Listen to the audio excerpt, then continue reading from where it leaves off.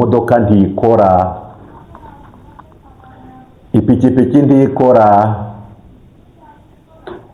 kuko mu mamodoka twagenzemo nyuma y'icyo gihe tugeze mu kazi nayo twagiye dutoragura ahantu bayataye, barananiwe kuyatwara ari mazima,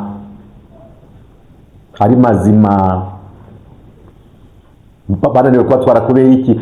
Kubera ko ntabwo abantu baba ari ikivunge buzuye mu muhanda, buri wese ari gufata icyo ashoboye kugira ngo ahunge, ngo uzane imodoka yawe ngo uvuze ihone babe mu muhanda, ahubwo bakwica, bayitwika.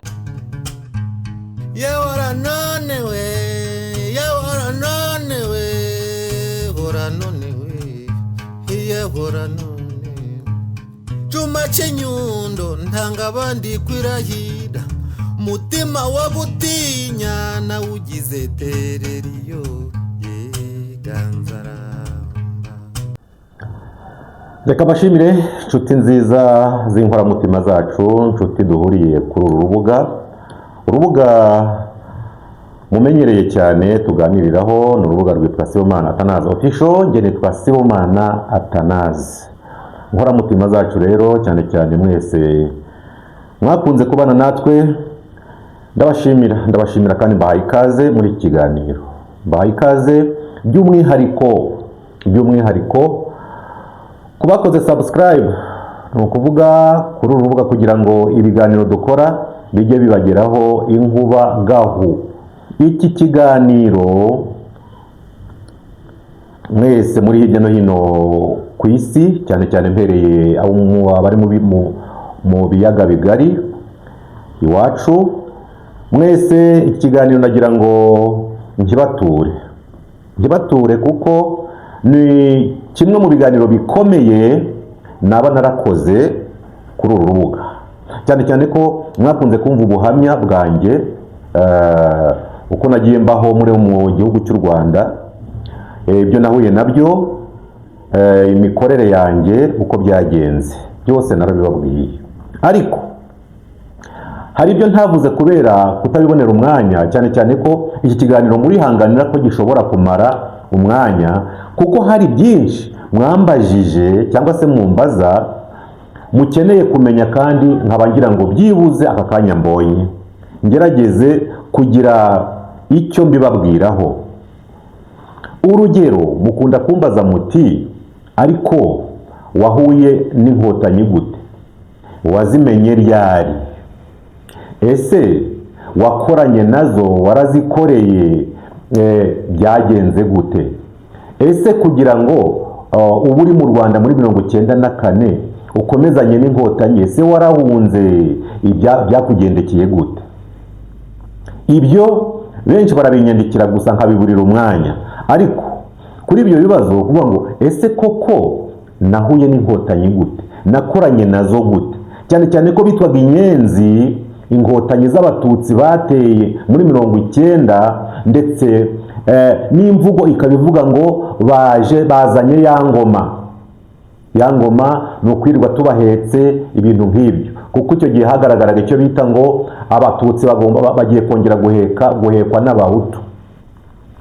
Nababwiye ibyambayeho kuva muri 19 inkotanyi zitera u Rwanda, nababwiye korale cyangwa se abantu nari mfite b'abatutsi twabanaga, ndetse n'uburyo kubana nabo byanteye ibibazo bikomeye cyane.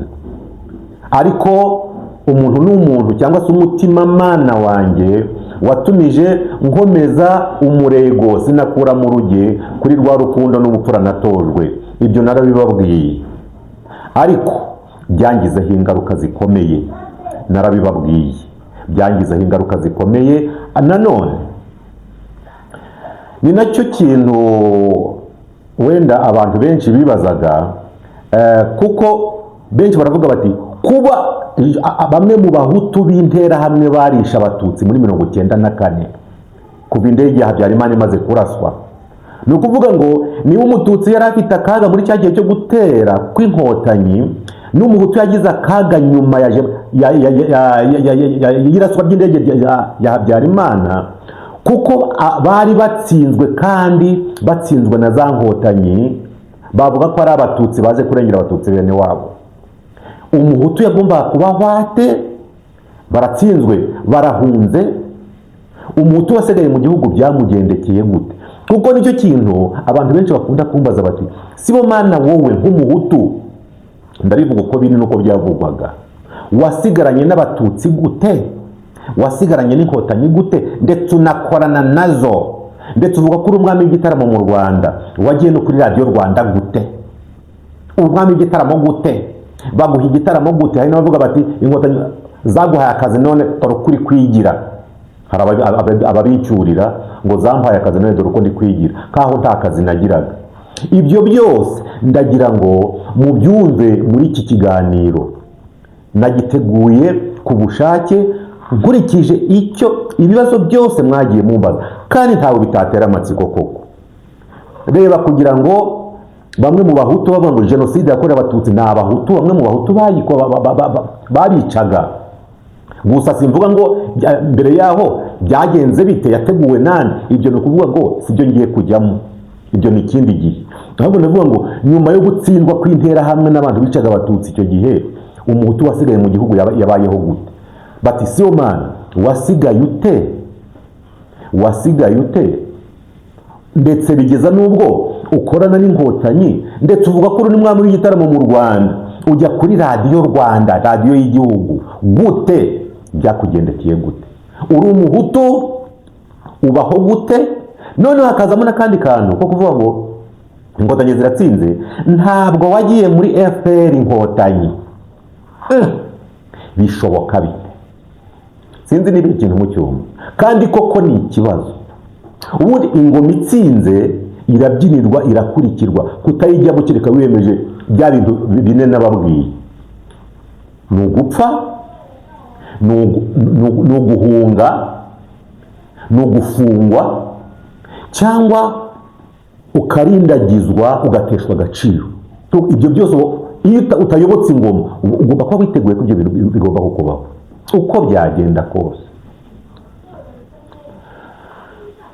Ibyo rero byose nibyo ngiye kubabwira. Sinzi niba iki kiganiro, ubu buhamya, sinzi niba buraba igice bwose bushobora kurangira.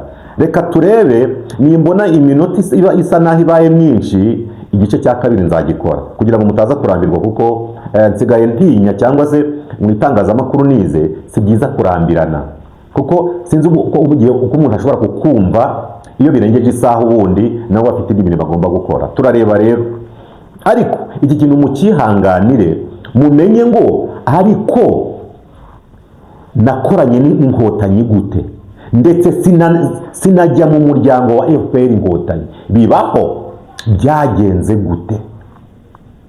Noneho ku nsanganyamatsiko mwabonye ngo ariko intumbi z'impunzi z'abanyarwanda bahungaga inkotanyi muri 1994 zaguye hariya muri Kongo, zizabazwa nde? Mwabibonye ibyo, urumva ko biraza muri ubu buhamya. Ese narahunze? Ese nabimenye gute? Kuko nge nabyiboneyeho n'amaso. Reka rero turebe, dutangire kugira ngo ntaza gutindaho gato. Ubundi nyuma y'iraswa ry'indege ya Perezida Habyarimana, ni nabwo hatangiye icyo bita jenoside nyakuri ikomeye cyane. Vuga bati umubyeyi wacu arishwe, none abahutu muhaguruke, kuko byari twababwiye nibyo. Ariko ntaragera aho ngaho, ndagira ngo nongere mbwira abantu bakunda kumbaza ikibazo nanone. Mbere y'icyo gihe, mbere ya 1994 ku itariki 7,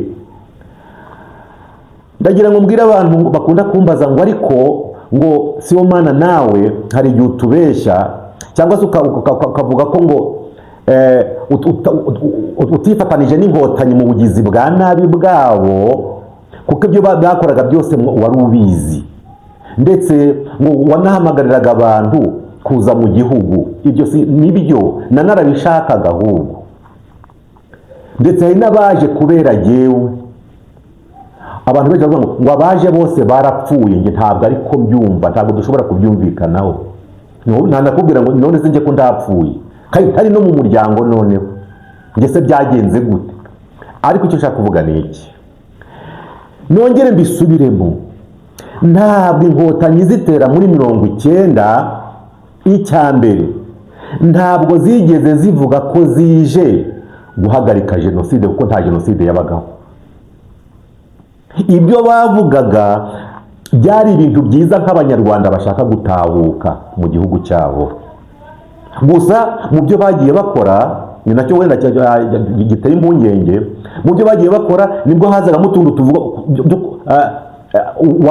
wazibazaho, uvuga uti none se ko nk'impunzi za Nyacyonga zavuye aho inkotanyi zafashe, twaraganiriye bambwira ibyo inkotanyi zikora, ndavuga ibyo se birashoboka. Ariko nareba uburyo bapanze umuryango wabo, cyangwa se uburyo bateye bavuga, dore twe ntituvangura, dore n'umuyobozi wacu ndetse bakavuga, dore uhagarariye umuryango FPR si n'ishyaka, ni umuryango w'abanyarwanda, n'ubu barabiririmba. Ubundi iyo abantu barwana, ari igihugu kirwana n'ikindi, ari n'abandi barwanya, mukunda kumva ijambo ngo haduyi, ni ukuvuga ngo bamwe ni ukuvuga abari abanzi b'abandi, ni ukwicana kugeza igihe bamwe bageze ku ntego yabo, ku cyo bashaka. Ntabwo nigeze nganira na Twagiramungu imbona nkubone, gusa naramubonye ariko sinigeze nganira nawe. Ariko nawe mu byo yavuze ntabwo yigeze amenya gahunda z'inkotanyi. Bivuga ngo uko twazumvaga na gahunda yazo, twebwe ntabwo twakekaga ko zagiye zihindagurika. Ntabwo bwa mbere twabonaga ko hari ikintu gikomeye cyane zishobora guteza abantu, cyane kubera ko mu byo bavuga icya mbere nta jenoside, kubera ko iby'indege ntibyari byakaje. Bo bavuga ko ari abanyarwanda bashaka gutahuka. Ikindi ko guhunga ari bibi, ko ikintu bita cya mbere guca ubuhunzi, ko iyo wangiye umuntu gutahuka mu gihugu cye ku neza bishobora kuba ku nabi. Akenshi icyo kintu cyo kuvuga ngo demokarasi, igihugu nta demokarasi gifite, kubera ko cyangwa ko abanyarwanda bataha mu gihugu cyabo, ngiki kintu zari zifite gikomeye cyane. Ndetse no mu ntego yazo bavuze zigera ku niba ari 8 niba ari 9, harimo kuvuga ngo u Rwanda ruzacubu, inkotanyi zizacubu, nta muntu uzongera guhunga u Rwanda. Bumvaga ari ikintu cyiza. Ikindi gupanga kwabo, uko bapanze ibintu n'abantu, n'abahanga cyane. Ndagira ngo mbibabwire, uwibeshya ko n'abahanga cyane, berekanye ko nta kintu bita ivangura bafite. Iyo abantu barwana rero, iyi ngabo zavuga ati nyamara twabonye ibintu, ndavuga ingabo z'u Rwanda, dore kuba tutareba nuko barwana nyine. Umuntu wese uzi ubwenge kanjye ntabwo nagomba kuvuga ngo ziriya nkotanyi ngo zifite imirizo, ngewe siko ibyo binyuma ntabwo nabyemeraga.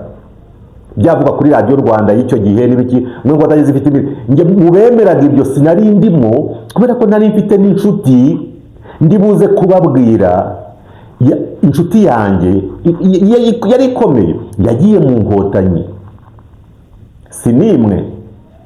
None se bari kuvuga ngo bafite imirizo nkabyemera gute? Ngiye mu bo babeshyaga ntabwo nari ndimo.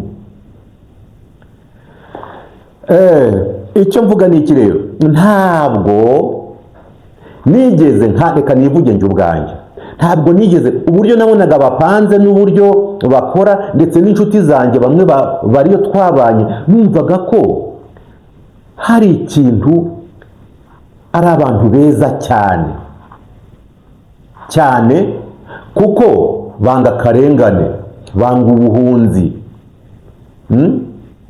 Nta muntu wakwicirwa ubusa. Ni ukuvuga ngo ubu ibyo bavugaga ni ibyo, kurwanya akarengane.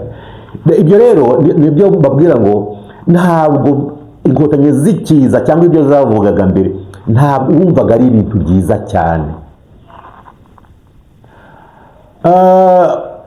Reka rero tuze kuri jye ubwanjye. byangendekeye gute nyuma ya 94. Ibindi byo nari babwiye ukuntu hagati kuva muri 90 kugeza muri 94 ndetse byageze nubwo mpigwa nshaka no kwicwa kubera abatutsi nabanaga nabo. Nigeze kubaha video ivuga ngo no kubana n'umututsi byari akaga. Iyo video birahari kuri iyi channel yitwa Sibomana Athanase Official, mwarayibonye. Ubwo rero nyuma ya 94 ibindi hari ibyo nababwiye by'abantu bagiye barokoka bakarokokera iwanjye, ariko noneho ndababwira abandi bantu muri iwanjye wagira ngo Imana yahahaye umugisha.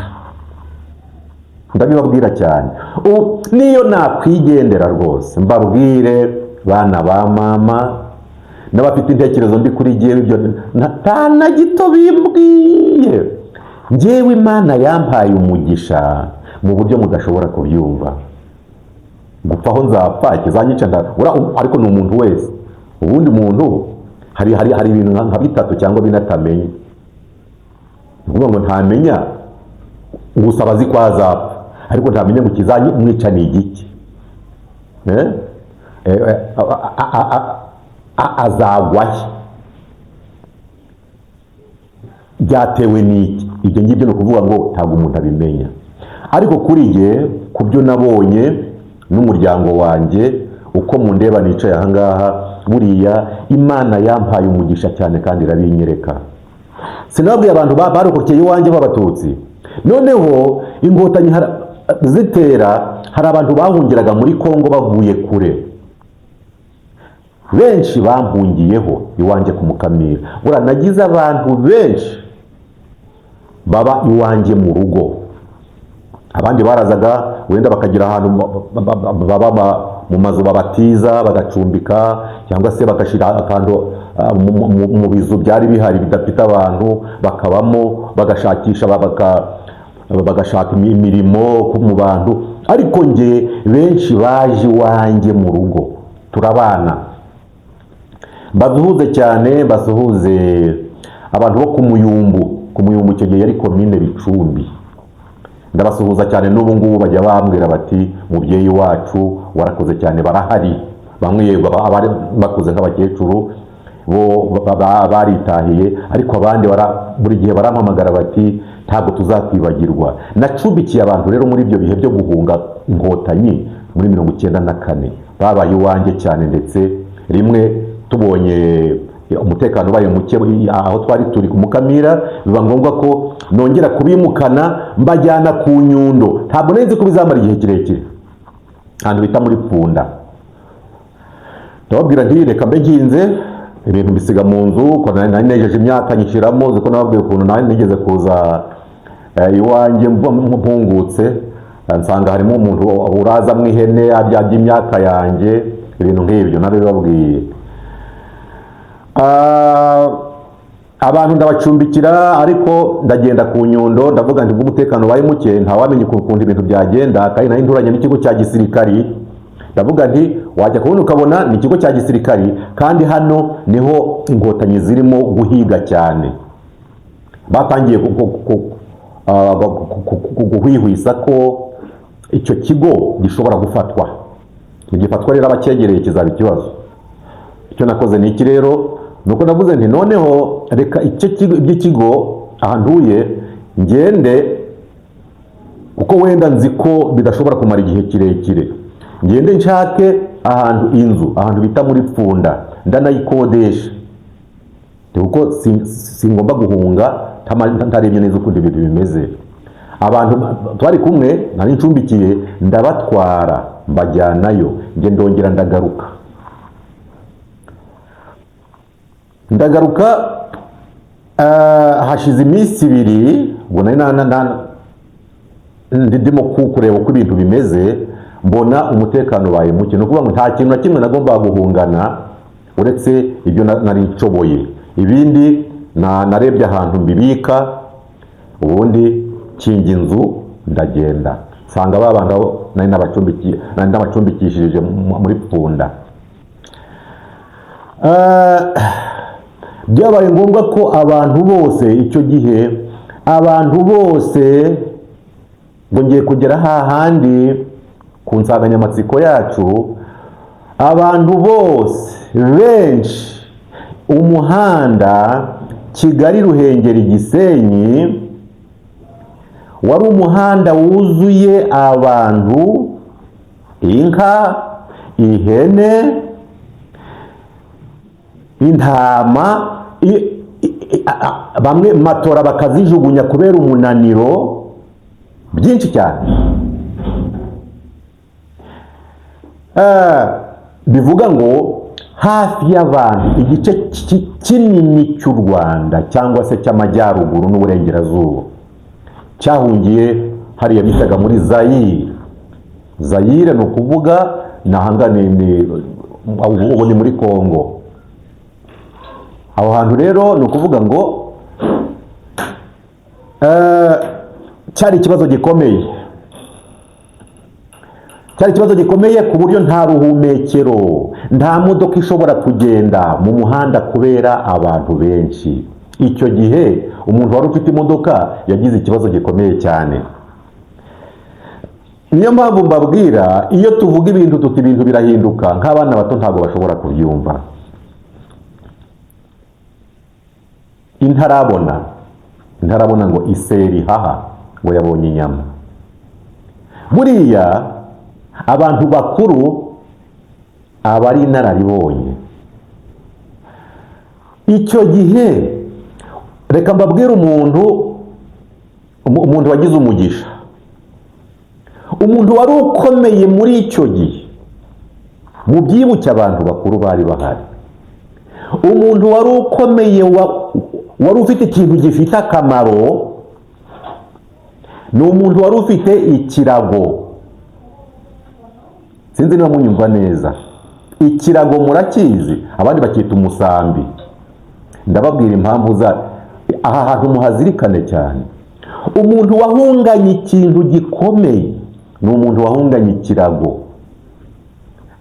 Niyo mpamvu mbabwira ngo ibyo guharanira ubutunzi cyangwa se ukikubira ukabyima abandi, ni hahandi hawe nupfa ntabwo uzamara kabiri mu nzu. Niba uri umugore, umugabo wawe bamubajije ngo wapfuye ngo amare 3 cyangwa 4, niwe waguhunga bwa mbere. Nyaboneka twagiye twitonda kuri ubu buzima. Nateguye iyi gahunda kugira ngo nyitondere, niyo mpamvu nshobora kudakora ubuhamya bwose ngo murangize, kuko ni burebure kandi mukeneye kubumenya. Ikindi nkeneye kumvisha abantu, harimo isomo, harimo inyigisho zikomeye kahangeze, zituma ugomba kugira uko wifata mu buzima. Buri muntu uza gukangisha urupfu nzakwica n'ibyo byose azaba ari ikigoryi, kuko ntabwo azi urupfu icyo ari cyo. Ikindi, kutamenya urupfu icyo ari cyo, tumenya n'ubuzima icyo ari cyo. Ubu warapfuye kera.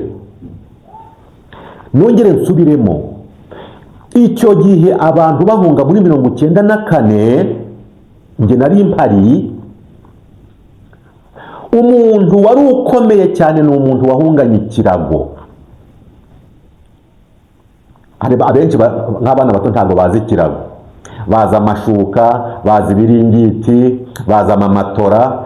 Ibyo ntawe ubihungana. Ndababwira impamvu z'ikirago.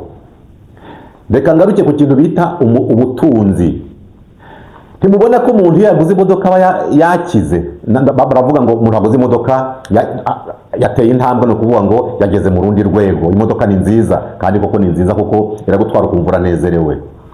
Ariko mu kaga nk'ako ngako imodoka ntikora, ipikipiki ntikora, kuko mu mamodoka twagenzemo nyuma y'icyo gihe tugeze mu kazi, nayo twagiye dutoragura ahantu bayataye, barananiwe kuyatwara ari mazima,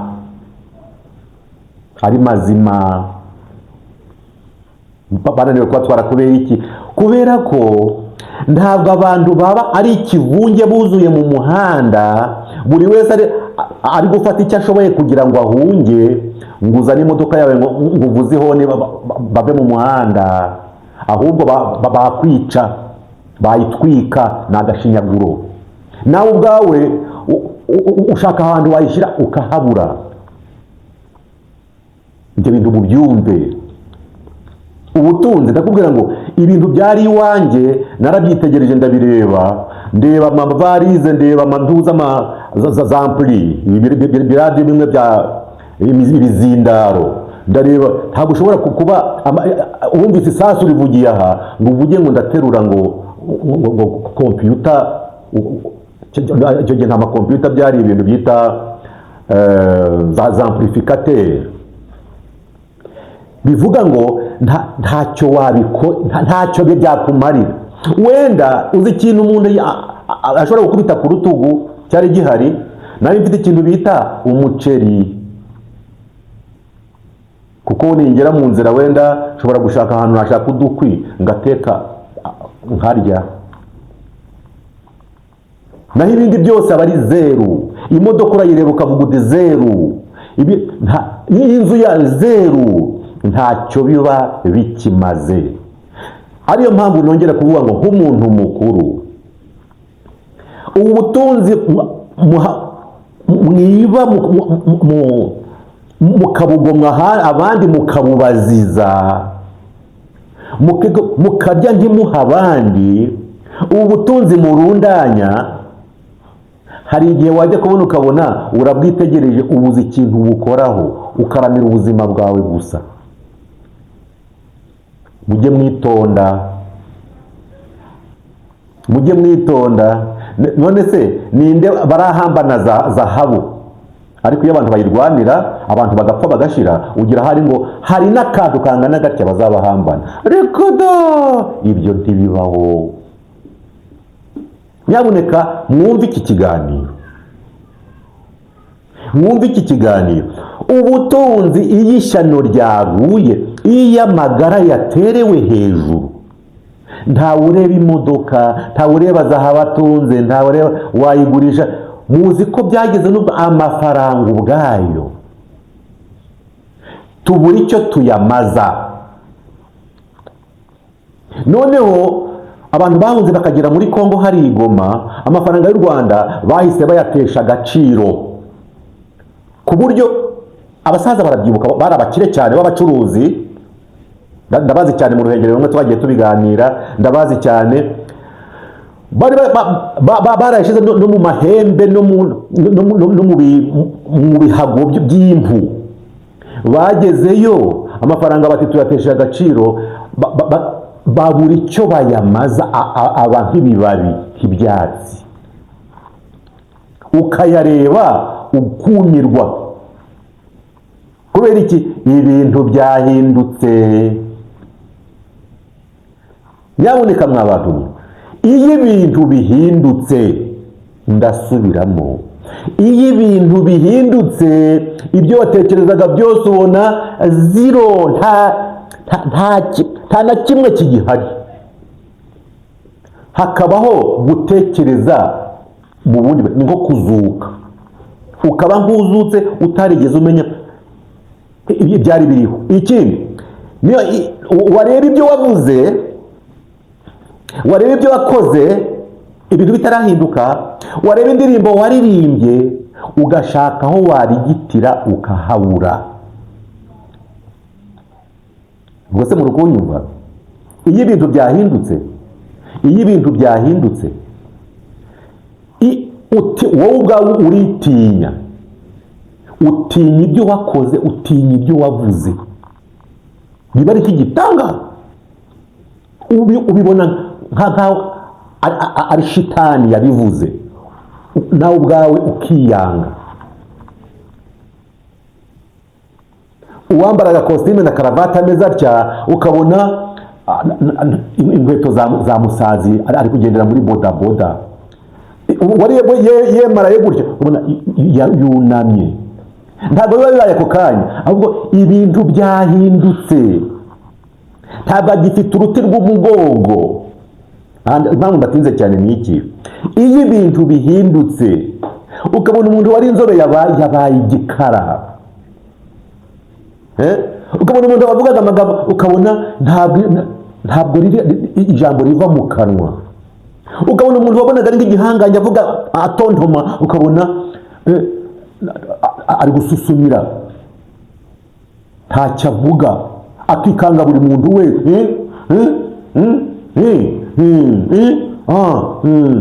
aho yeretswe akaba zeru ubusa.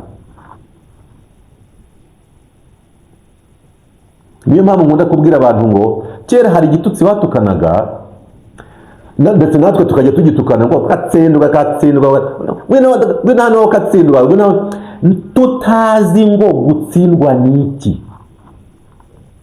Niyo mpamvu nkunda kubwira abanyamakuru bagenzi banjye cyangwa se bato cyane kuri jye, harimo abana harimo barumuna banjye, ngo umunyamakuru muzitondera ikintu bita gutsindwa, kuko umunyamakuru agomba gukora ku buryo adatsindwa. Ariyo mpamvu atagomba gufata uruhande na rumwe, kuko ruramutse rutsinzwe ajyana narwo, ni ikibazo. Kandi izo kamere z'abantu zibaho. Icyo gitutsi rero ntabwo bigeze menya uburemere bwacyo. Umwanzi aragatsindwa. Gutsindwa ni ikintu kibi cyane, kuko uratsindwa wari umuntu ukaba imbwa, wari umugabo ukaba ihene, wari umugabo ukaba ubusa, ukabura ijambo warayoboraga, ndetse uretse nawe ubwawe n'abagukomokaho bakabura aho banyura.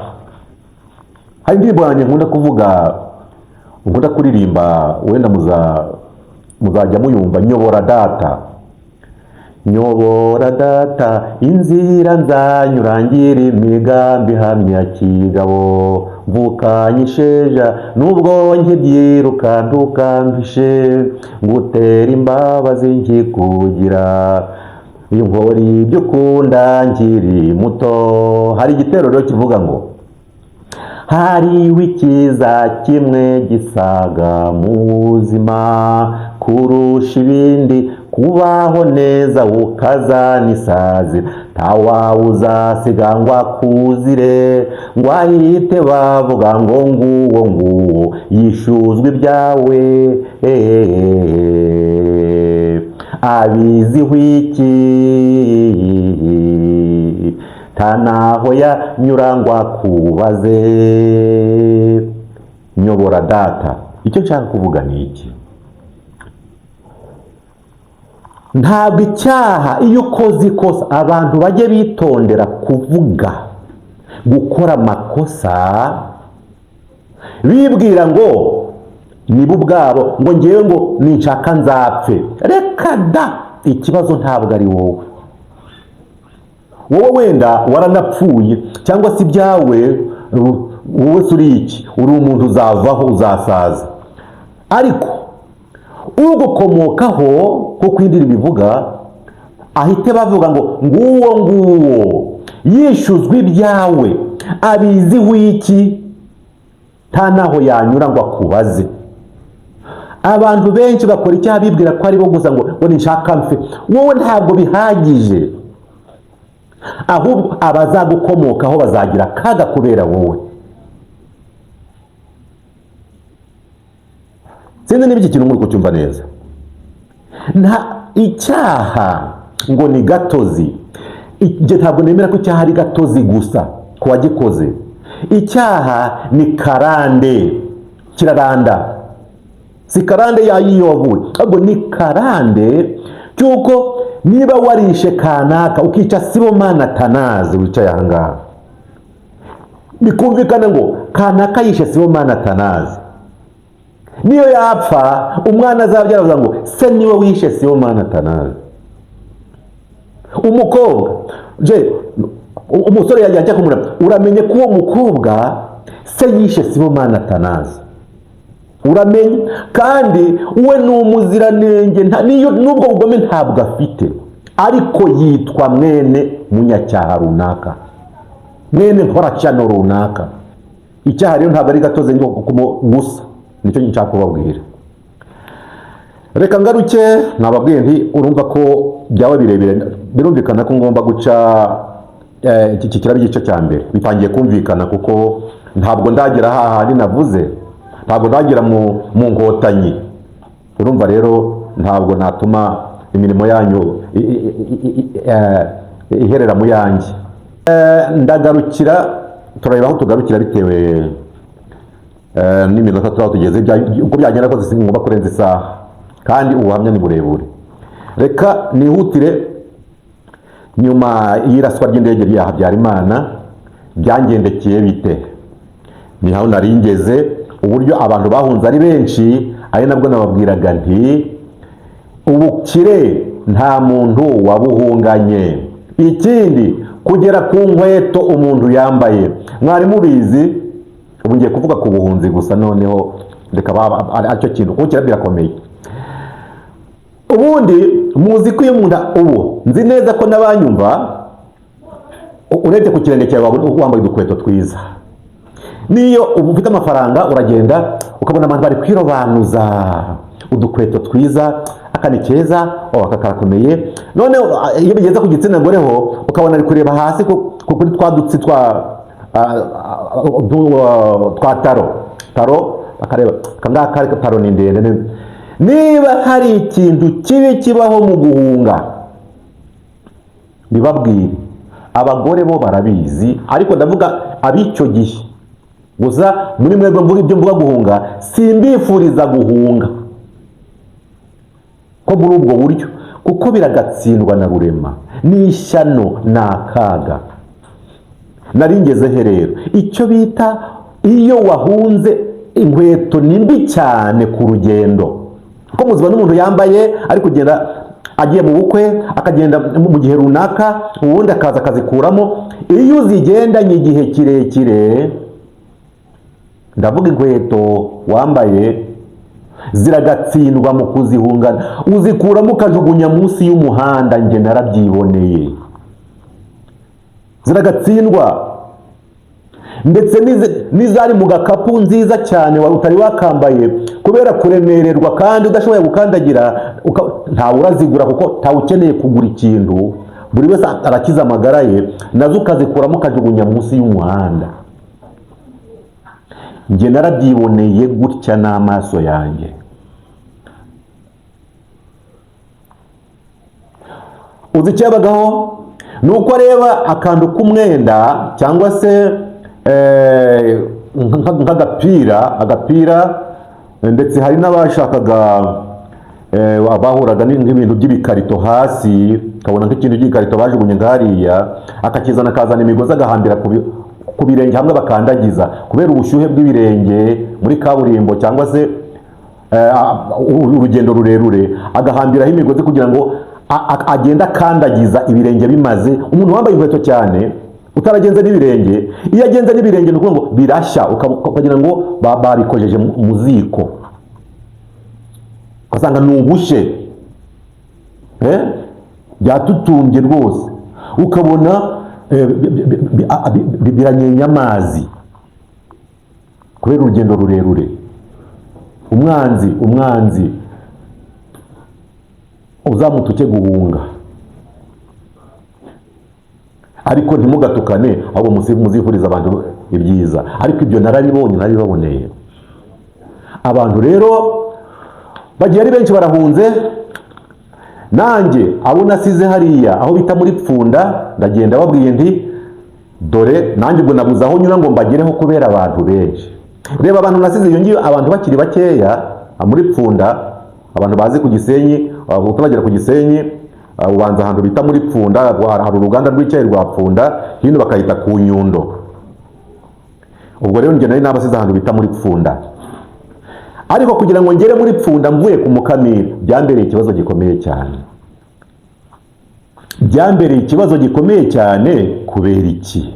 Abantu benshi, abana barira, inka, bamwe abatwaraga inka bo bagendaga munsi y'umuhanda wa kaburimbo, ihene, abakecuru, abasaza, kugira ngo urumva nagarutse mbona abahungu ari bakeya, nziza abo bantu nari ncumbikiye n'umuryango muri Pfunda, ndaza mvuga ndireka ntegereze ndebe uko ibintu bizagenda, ariko kubera ubwinshi bw'abantu mbonye nanjye koko biteye ikibazo, ndetse n'amasasu atangiye kuvugira mu kigo cya Kamukamira hariya narindi, nagiye guhunga nanjye ubwanjye mburaho nyura,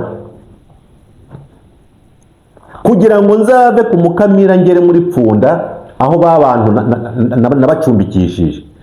Byambereye ikibazo gikomeye cyane, namaze hafi umunsi n'igice, ni ukuvuga ngo nagiye nka saa 4 ndara ahantu bita mu Bigogwe, nageze muri Pfunda ku munsi ukurikiyeho, kugira ngo ngere aho abantu banjye bari. Nta hantu bagomba kumenera ngo byemere, ni ugutegereza, ni ukugenda.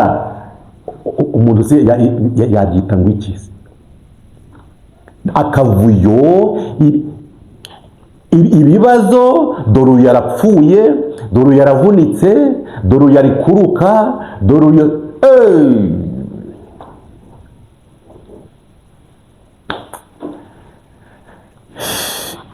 ntabwo cyari igihe. Buriya ari ikintu abantu bagomba kubahira abandi, kuko navuze ngo ariko bariya abantu bahunze muri kiriya gihe, bahungaga ngo dore inkotanyi zigeza, uko niko biruka, niko baca amaguru, niko imitwe imena. Njye navuze nti ariko ndetse n'ingabo z'u Rwanda ubwabo, hari ikintu nari nibagiwe.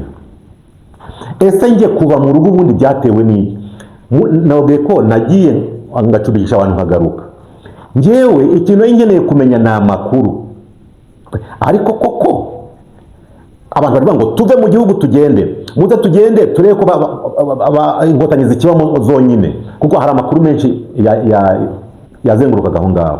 Ariko nikavuga nti ariko reka, hari abantu twari tuziranye b'abasirikari, hari murabona ari ncumbikiye, abona ncumbikiye iwanjye, harimo umugore w'umusirikari wari waranzaniye, ni ukuvuga ngo yari umuntu w'iwacu twiganye, yari yarakuye umugore w'i Kigali kubera intambara ari kurwana. Umugore waraza aramubwira ati cumbikira uyu muntu, ibintu uko bizagenda nzaza kumureba azagaruka. Nawe ndamucumbikira, ubwo n'uwo mugore yari ahari. Impamvu nahunze rero ni iyihe, nubwo uwo musirikari yaje, urumva yagomba kumbwiza ukuri uko byagenda kose. Yaraje arambwira ati Sibomana, ibintu byadukomeranye, ni uguhunga. Ntibimeze bite? Ati ikintu cya mbere inkotanyi zakoze ni uko ubu ngubu zadukomangirije hose, ubu nta ntwaro dushobora kubona. Ni bya bindi muri politiki cyangwa se abantu bavuga ngo bazarwana gusa, kiba ari ikibazo. Niyo mpamvu buriya hari ikintu abantu bakunda ngo bakagenda ngo ni diplomasi, ariko ntibasobanure neza mu Kinyarwanda diplomasi ni iki. Wenda ababizi neza bajye babisobanurira abantu, cyangwa se abayobozi babisobanurira Abanyarwanda diplomasi ni iki. Icyo kintu ubundi uwo musirikare yarambwiye ati twebwe bitewe n'intwaro bw'inkotanyi, ikintu zitwaje cyane gikomeye ni uko leta yatanze intwaro mu baturage, kandi izo ntwaro zigakoreshwa kwica abantu. Ibyo kubyumvikanisha byarazoroheye cyane. Noneho baravuga ati niba intwaro zo kwica abantu, noneho barabafungira icyo bita ambargo. U Rwanda nta hantu rushobora kugura intwaro, kubera ko izo bafite ziri mu baturage, ntibazi uko zimeze, kandi biragaragara ko ziri kwica abantu. Icyo ubwacyo cyari ikintu gikomeye cyane kubibwira amahanga. Umusirikare yarambwiye ati byadukomeranye, ndagira ngo mwebwe mufate inzira muhunge. Twebwe nta kintu turi gukora, kuko nta ntwaro tugifite, nta masasu tugifite. Niyo cyambagurukije ndahunga nanjye. twarahunze, narahunze kimwe n'abandi, babwiye ukuntu nageze aho ngo muri Pfunda, abantu ndabahagurutsa kuko amakuru nari namaze kuyamenya. Turagiye tugeze ku mupaka hari aho bita umupaka wa Gisenyi na Goma. Twasanze hari icyo bita bariyeri ikomeye cyane kugira ngo abantu bambuke umupaka. Ikintu cyabaye gusa, nakubise amaso ngeze ku mupaka mpasanga imbunda nyinshi cyane, imbunda nyinshi cyane,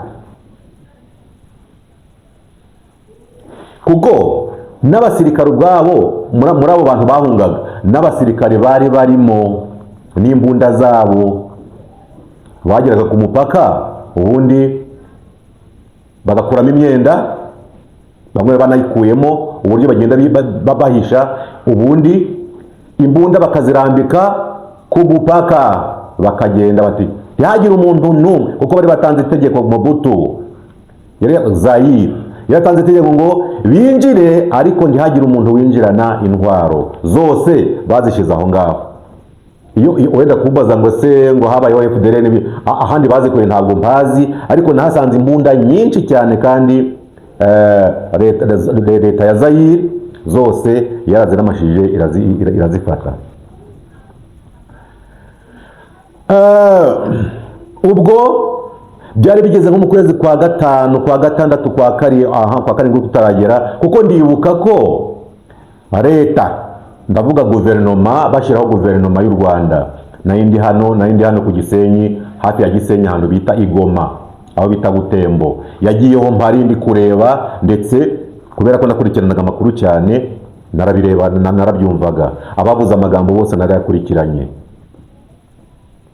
Bivuga ngo nabaye aho ngaho icyumweru kimwe, ariko icyo cyumweru ni ikihe rero? Kugira ngo nzagaruke aha ngaha, kuko tugeze ahantu hakomeye cyane haganisha kuri ya nsanganyamatsiko ivuga ngo ariko intumbi z'impunzi zapfuye zihungira muri Kongo, muri kiriya gihe zihunga inkotanyi, zizabazwa nde? Mushobora kwibwira ko iri jambo ari ijambo ryoroshye. Icyumweru kimwe namaze aho ngaho, hari hamaze gupfa abantu barenga miliyoni. Ntabwo nababaza, ariko icyo bita gutunda, haje amakamyo na za katapira cyangwa se caterpillar zo gucukura. Ubundi mubona imodoka zikoreye, amakamyo yikoreye amabuye, niko yikoreraga abapfu, ikagenda icyo bita kwipakurura. Ntabwo guhamba kwari kukiriho, kwipakurura, ikamena imiramba abagore abagabo abana mu cyobo. Ibyo narabyiboneye njye ubwanjye, hatarashira n'icyumweru hari Igoma haramaze gupfa abantu batagira ingano. Bishwe n'iki? Icyo nashaka kuvuga kugira ngo ngaruke hahandi nababwiye ngo ikirago cyakoze akazi gakomeye. Ni naho nza naho ngiye gucumbikira, kuko aha hantu harakomeye cyane.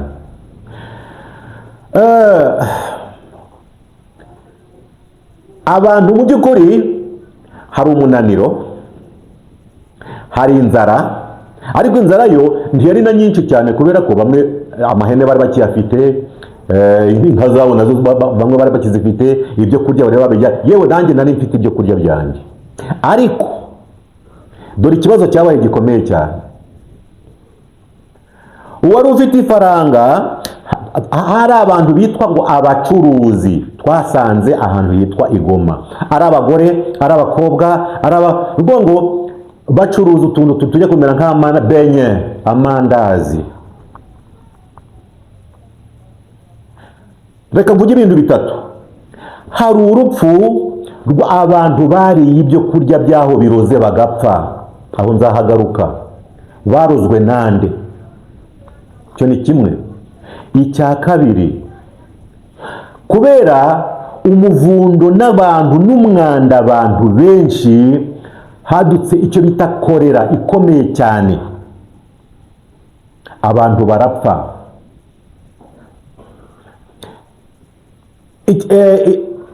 Ubwo buryo bwose bwicaga abantu, harimo ikintu kiba gikomeye cyane kivuga ngo ariko aba bantu bapfa, icyambere bari kwicwa n'iki? Barahambwahe. Ese umuntu wawe napfa uramugira gute? Impamvu zo gikomeye cyane, reba, kugira ngo umuntu amaze kurya cyangwa se mumaze gusangira, muricaye cyangwa se muratetse, umuntu wajya kubona ukabona arahirimye. Umuntu wawe mufitanye isano, umubyeyi, umwana, inshuti yawe muri kumwe, cyane cyane ab'umuryango, wajya kubona agataka rimwe, wajya kubona ukabona arahirimye.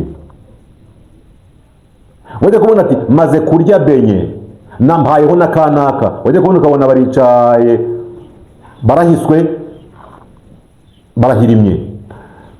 Mu bintu rero bikomeye ngiye gusorezaho, si no gusoza, gucumbikiraho, iyo umuntu amaze gupfa agapfa ku gasozi muri ubwo buryo, buriya ntubona ko umuntu apfa abantu bakarira bati rwose umuntu wacu aragiye. Icyo gihe iyo urupfu nk'urwo nta marira abaho, ntawurira, ahubwo ukora ku buryo umuntu wawe niba wamuriraga mu maso ari muzima ukabona yapfuye, ushaka ikintu umutwikiriza ukakibura. Niba ari akenda wambaye urakamutwikiriza, numara ukamutwikiriza, icyambere ntabwo uraguma aho ngaho urimo kujya ahandi, ka kenda mu kanya urajya kure usange bakamukuyeho. Sinzi niba mubyumva. Ni inkuru iteye agahinda, nari naravuze ndi reka mbyitondere kuko ntabwo ari ibintu abantu benshi b'icyo gihe barabizi. Nababwiye nti iby'ubutunzi mwa bantu mwe niba mugira ubwenge mwe kuburwanira kuko ntawe ubujyana, si nacyo cy'ingenzi. Cy'ingenzi ni ubuzima.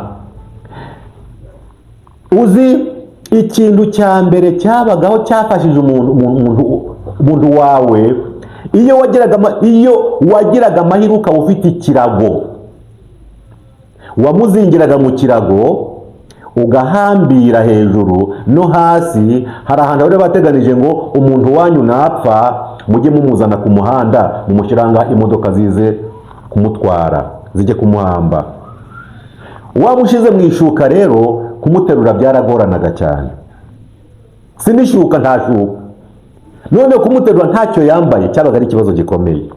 Ariko ikirago cyabaye serikeye ikomeye cyane, isanduku ku buryo umuntu wawe ubona byibuze umuhaye icyubahiro kugira ngo atagira umukubita amaso. Ikirago cyakoze umurimo ukomeye cyane muri kiriya gihe cyo guhuga cyo muri 1994.